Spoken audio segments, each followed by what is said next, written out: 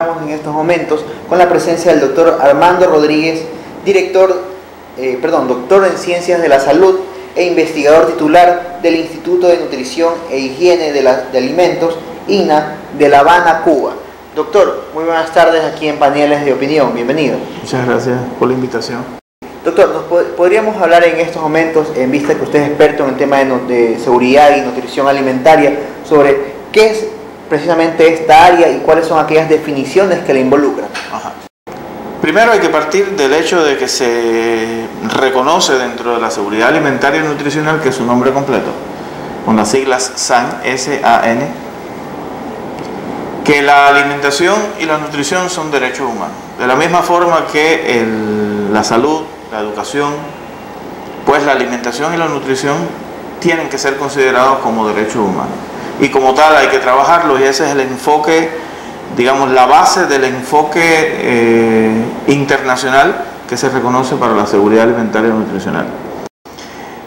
Es común a prácticamente todas esas definiciones que existen en la actualidad sobre seguridad alimentaria y nutricional considerarla como el acceso oportuno durante todo el tiempo de alimentos por parte de la población que satisfagan sus recomendaciones nutricionales diarias. De ahí entonces que hay que desprender qué cosa es el acceso a los alimentos. El acceso a los alimentos puede estar dado por producción de alimentos en el propio hogar. ¿Sí? Básicamente estoy pensando, cuando digo esto, en los hogares rurales donde tienen producción de alimentos cercanas al hogar. Es decir, es el poderse poner en contacto físico con ese alimento que producen. También está el acceso económico, es decir, la capacidad de adquirir alimentos por parte de esa población. Y por otro lado hay personas que también acceden a los alimentos o se ponen en contacto con los alimentos que van a consumir, porque bueno, se los donan, se los regalan. Y entonces, digamos, esas son las tres aristas por las que se tiene que considerar el acceso a los alimentos. Entonces decía que son acceso a los alimentos, pero que cumplan con los requerimientos nutricionales.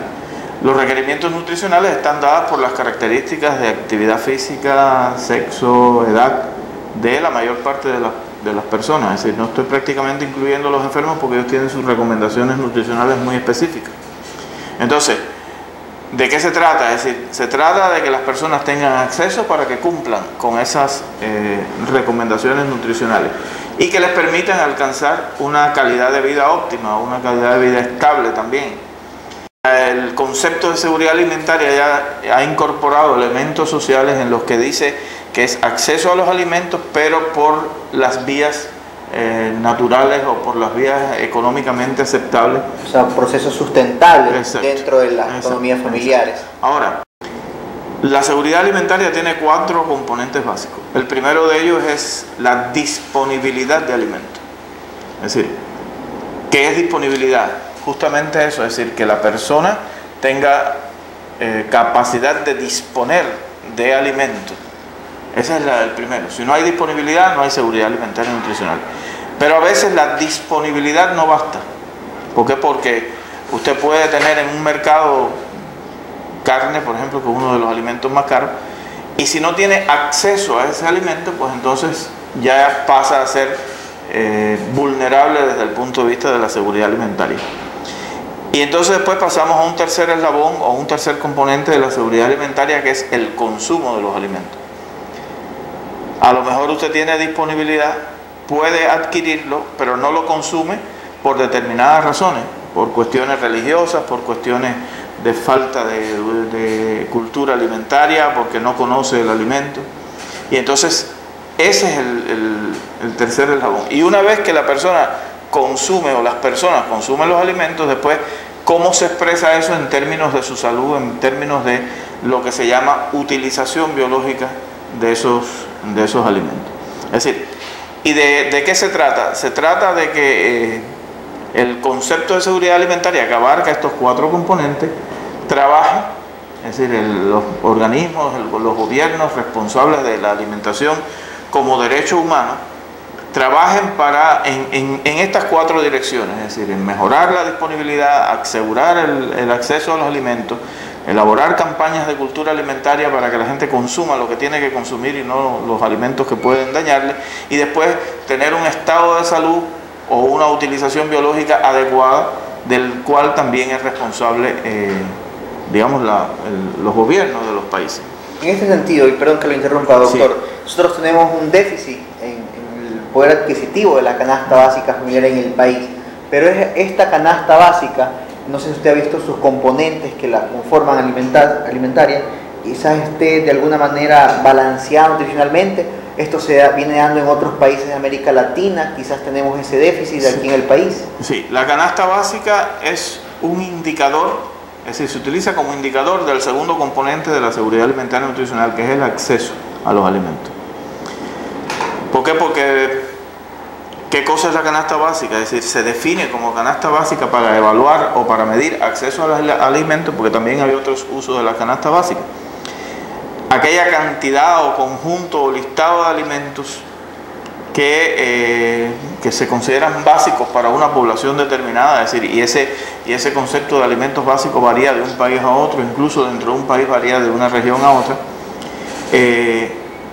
y que es decir, que esos alimentos básicos puedan cumplir con todas las recomendaciones nutricionales de un grupo de población determinado. Puede ser la población entera del país, o pueden ser, también se utilizan las llamadas familias tipo para buscar esas recomendaciones nutricionales. Entonces, de lo que se trata es de que ese listado de alimentos cumpla con todos los requerimientos nutricionales de ese grupo de población para el cual está dirigida.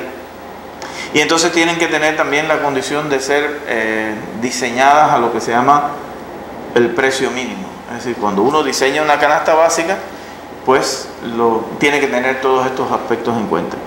Entonces, ¿cuáles son los grupos de alimentos básicos que tiene que tener una canasta básica? Podemos hablar de los lácteos, es decir, de las leches.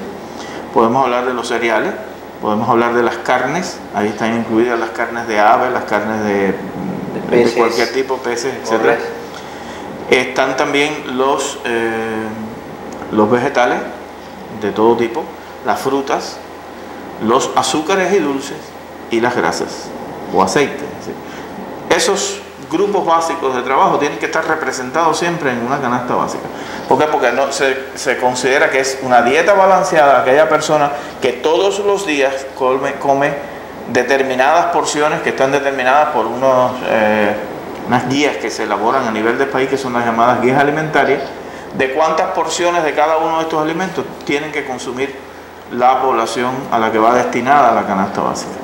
Entonces, después que se elabora o se diseña esa canasta básica, lo que se hace es estimar el precio de esa canasta básica, y ese precio pues le permite a las entidades gubernamentales, a las organizaciones internacionales, identificar cuáles son las familias o los grupos vulnerables de la inseguridad alimentaria por dificultades con el acceso a los alimentos. Y de lo que se trata no es tan solo de identificar, sino lograr toda una serie de medidas, programas alimentarios, programas de ayudas alimentarias, etcétera, para lograr que esas familias, esos individuos, esos grupos vulnerables puedan adquirir y puedan realmente ponerse en contacto físico con los alimentos que requieren. Okay. Unas últimas palabras quizás para las personas que nos están viendo desde sus hogares en tema de recomendaciones que usted les podría hacer sobre el tema de seguridad nutricional alimenticia. Bueno, primero, estamos en el Ecuador.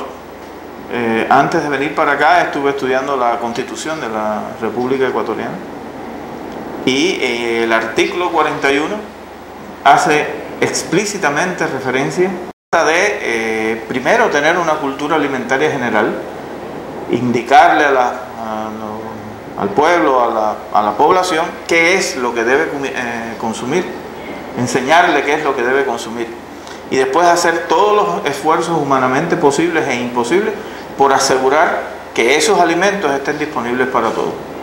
Pero si no lo conocemos, si no somos capaces de desconocer, la primera etapa es desconocer, después viene después viene la voluntad política, la voluntad del Estado, del gobierno, para trabajar en esa dirección.